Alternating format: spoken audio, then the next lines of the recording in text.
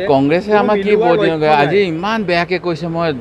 অতি দুখ পাইছোঁ কংগ্ৰেছৰ ডিঙিত টিলিঙা আৰি দিম আমি গৰু নেকি মই নাজানো অখিল গগৈ মানে গৰখীয়া যেন এনেকুৱা লাগি গৈছে আজি এখন বাতৰি কাকত কোনখন মই নাজানো কিবা আজি ৰাতিপুৱা মানে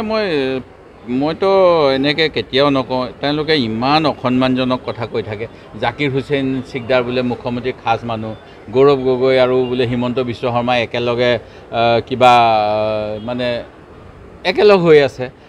এইবিলাক কথা কিয় কয় অখিল গগৈ ডাঙৰীয়া মই নাজানো মোক বাৰু যি কয় মই মাৰ কথা মতে মানে বিজেপিত নোযোৱাকৈ আছোঁ বুলি তো ক'লেই আগতে আৰু কিবা কিবি ঢেৰ কথা সেইবিলাকত মই মন্তব্য নিদিওঁ কিন্তু আজি অতি শেহতীয়াকৈ কৈছে কংগ্ৰেছৰ ডিঙিত টিলিঙা আৰি দিম তাৰমানে কংগ্ৰেছটো যেন এটা গৰু এনেকুৱা কথা কৈ পেলাই আকৌ ইফালে ক'ব যে আমাৰ মিত্ৰতা লাগে মই নাজানো তেখেতে কি ক'ব বিচাৰিছে আপোনালোকে তেখেতক খুব ভালকৈ সুধি ল'ব মইতো কালি আপোনালোকৰ প্ৰতিনিধিসকলৰ আগত কৈছোঁৱেই মোৰ কথাবিলাক মিছ ইণ্টাৰপ্ৰেট কৰি ভাল পায় কি কাৰণে নাজানো মানে মোক অলপমান আৰু গালি পৰাব বিচাৰে মই বেয়া নাপাওঁ মানে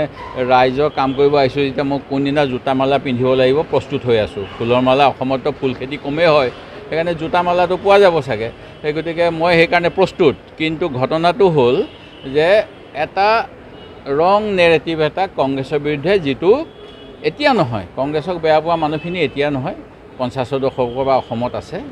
আৰু যিটো নেৰেটিভ সেই নেৰেটিভটো এতিয়াও মানে চলি আছে সেইকাৰণে এইবিলাক মই অংকটো ময়ো চাব লাগিব চিন্তা কৰি মই অৱশ্যে মুকলিকৈ কওঁ কেতিয়াবা যে মই বিজেপিক গালি পাৰি থাকোঁ কাৰণে মুখ্যমন্ত্ৰী মহোদয়ে মোক বিধানসভাতো সুধিছে আপোনাৰ কষ্ট হৈছে ন বুলি মোক সুধিছে অলপ কষ্ট হৈছে কাৰণ মোৰ এখনো মোক BEd কলেজ দিয়া নাই এখন ল কলেজ দিয়া নাই এখন ছায়েন্স কলেজ দিয়া নাই 5টাকৈ স্কুলৰ বিল্ডিং হৈ গ'ল ছায়েন্স দিম বুলি ক'লে কমাৰ্চ দিম বুলি ক'লে মোৰ ল'ৰা ছোৱালীবিলাকে ছায়েন্স পঢ়িব পৰা নাই কমাৰ্চ পঢ়িব পৰা নাই আৰু কাৰোবাক গালি পৰাৰ কাৰণে একদম মানে পেকেজ দি থাকে সেই গতিকে মই এইটো খোলা কথা হয় কষ্ট হৈছে দেৱব্ৰত শইকীয়া আৰু গৌৰৱ গগৈহে এলায়েন্সত বাধা দি আছে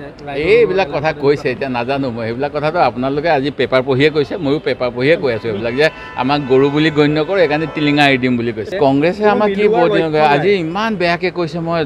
অতি দুখ পাইছোঁ কংগ্ৰেছৰ ডিঙিত টিলিঙা আৰি দিম আমি গৰু নেকি মই নাজানো অখিল গগৈ মানে গৰখীয়া যেন এনেকুৱা লাগি গৈছে আজি এখন বাতৰি কাকত কোনখন মই নাজানো কিবা আজি ৰাতিপুৱা মানে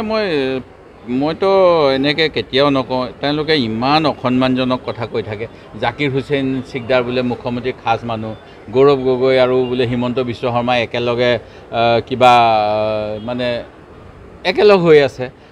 এইবিলাক কথা কিয় কয় অখিল গগৈ ডাঙৰীয়া মই নাজানো মোক বাৰু যি কয় মই মাৰ কথা মতে মানে বিজেপিত নোযোৱাকৈ আছোঁ বুলি তো ক'লেই আগতে আৰু কিবা কিবি ঢেৰ কথা সেইবিলাকত মই মন্তব্য নিদিওঁ কিন্তু আজি অতি শেহতীয়াকৈ কৈছে কংগ্ৰেছৰ ডিঙিত টিলিঙা আৰি দিম তাৰমানে কংগ্ৰেছটো যেন এটা গৰু এনেকুৱা কথা কৈ পেলাই আকৌ ইফালে ক'ব যে আমাৰ মিত্ৰতা লাগে মই নাজানো তেখেতে কি ক'ব বিচাৰিছে আপোনালোকে তেখেতক খুব ভালকৈ সুধি ল'ব মইতো কালি আপোনালোকৰ প্ৰতিনিধিসকলৰ আগত কৈছোঁৱেই মোৰ কথাবিলাক মিছ ইণ্টাৰপ্ৰেট কৰি ভাল পায় কি কাৰণে নাজানো মানে মোক অলপমান আৰু গালি পৰাব বিচাৰে মই বেয়া নাপাওঁ মানে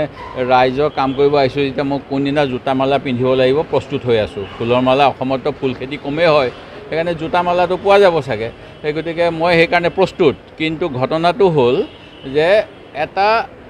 ৰং নেৰেটিভ এটা কংগ্ৰেছৰ বিৰুদ্ধে যিটো এতিয়া নহয় কংগ্ৰেছক বেয়া পোৱা মানুহখিনি এতিয়া নহয় 50 দশকৰ পৰা অসমত আছে আৰু যিটো নেৰেটিভ সেই নেৰেটিভটো এতিয়াও মানে চলি আছে সেইকাৰণে এইবিলাক যিকোনো খবৰৰ বাবে যোগাযোগ কৰক 7099017330 লগতে 7099017110 নম্বৰত